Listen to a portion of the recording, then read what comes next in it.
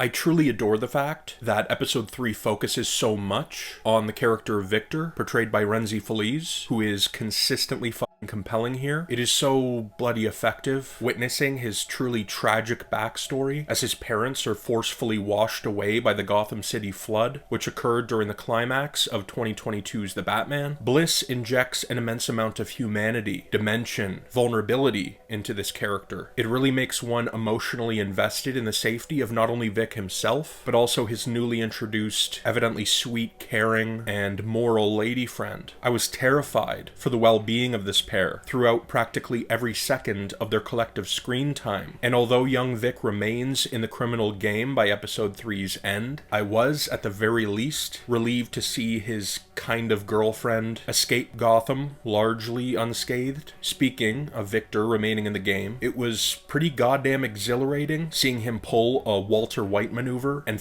run down the Maroni family members with guns pointed at Oz's melon. A major highlight of this rather remarkable piece comes in the form of the brilliantly captivating partnership between Oz and Sophia Falcone. Farrell and Miliotti's chemistry is bloody impeccable. These two make up a formidable duo, which incidentally oozes endless entertainment, and at least for the viewing audience, organic humor. I absolutely dug the extremely trippy moment in which Vic has this sort of PTSD-induced attack in the club, so visually unique and effective, while I very much enjoyed the pretty substantial time spent with Falcone family member Johnny Vitti, the actor that portrays him, Michael Kelly, having been introduced to me via one of my favorite episodes of underrated sci-fi gem Fringe. He is deliciously hateable and punchably cocky, a perfectly and deliberately dislikable foe. He really makes you root for the Oz-Sophia duo to take him the down. So it was great to see the team fight with him a bit, and finally put those blackmail photos Oz has had since episode 1 to good use. Mr. Farrell is particularly magnificent in Bliss, even Emmy-worthy. Given the grim ending of Inside Man, it would be a safe assumption that Oz doesn't genuinely give a shit about driver Vic, but this scene taking place in the club bathroom, which is heart-pumping and rather confrontational, says otherwise. When Oz discovers the texts between Victor and his gal pal, he becomes offended in very volatile fashion. He clearly feels for Victor in some way, to the point where he becomes genuinely teary-eyed at the idea that an individual such as he feels like a prisoner in Oz's presence. This is one of two scenes within Bliss, which demonstrates that there is an intriguing dichotomy occurring within our titular character. Oz is often slimy and ruthless and manipulative, but he can also be incredibly kind of dangerously touchy and sensitive. Farrell acts his fucking ass off when pleading his allegiance to Sophia nearing episode's end, and although his